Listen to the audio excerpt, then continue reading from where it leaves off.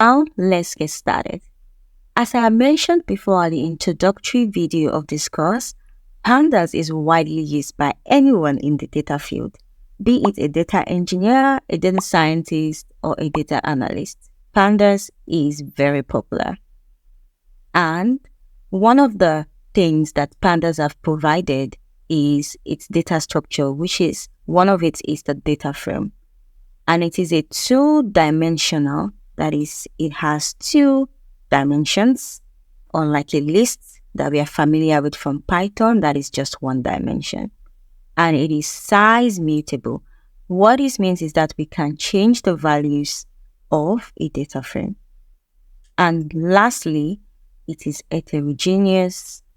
What this means is that it can contain different data types, from integers to floats to string and other kind of data types in its tabular data structure. To install Pandas, we use the pip install command to install Pandas. You can do this locally on your machine, or you can actually just install it through your notebook. In this case, we are using a Jupyter notebook. And because we are using a Jupyter notebook, we need to add the bang exclamation, which is what we have here. We need to add the bang exclamation because we are running the script in a Jupyter notebook.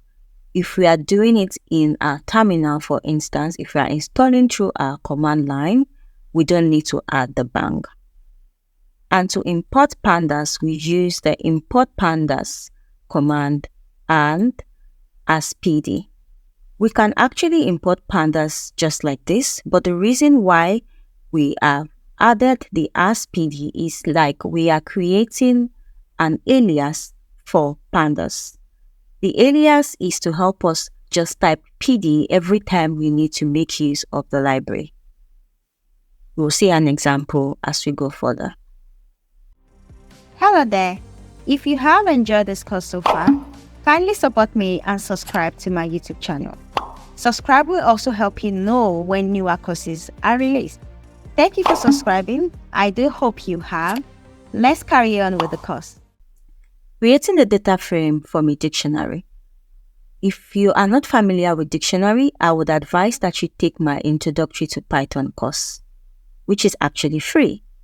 Now, we know from dictionaries that dictionaries are a set of key and values.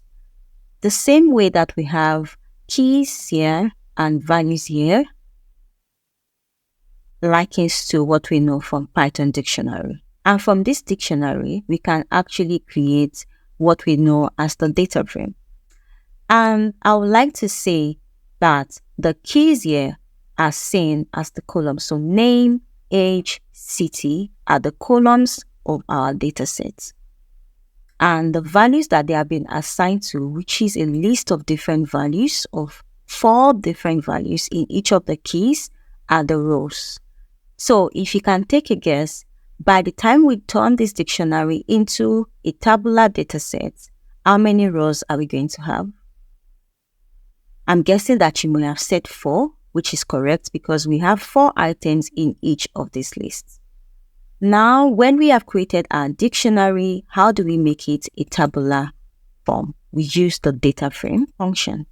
And to do that, we create a variable df. It can be any name that you want, but just make sure that when you are, creating your variables, you use names that other people who are coming to read your code understand. Now, to create the data frame, we create a variable and we assign it to PD, which is the alias that we have created for Pandas here, and we do dot data frame. After doing that, we pass in our dictionary into the data frame, and after that, we print that data frame. And as you see here, we have 4 rows, and as you know, our indexing would usually start with 0, so that's why you see 0 here. And this is how to actually create a very simple data frame from a dictionary. In most cases, you may not be creating your data from scratch.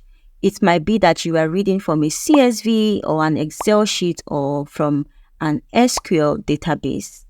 However, the same idea cut across creating your data frame with any kind of data set that we have. But the most popular way to create your data frame from scratch is to create a dictionary where your keys are the columns of the data frame and the values of each key is a list of values that correspond to each row. As you would see here, Alice is 25 and she lives in New York, and that is reflected in the first row of the data frame that we have created. In the next section, you will see how there are different ways we can actually create data structures in Pandas. See you. Hello there.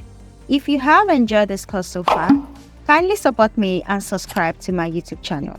Subscribe will also help you know when newer courses are released. Thank you for subscribing. I do hope you have. Let's carry on with the course.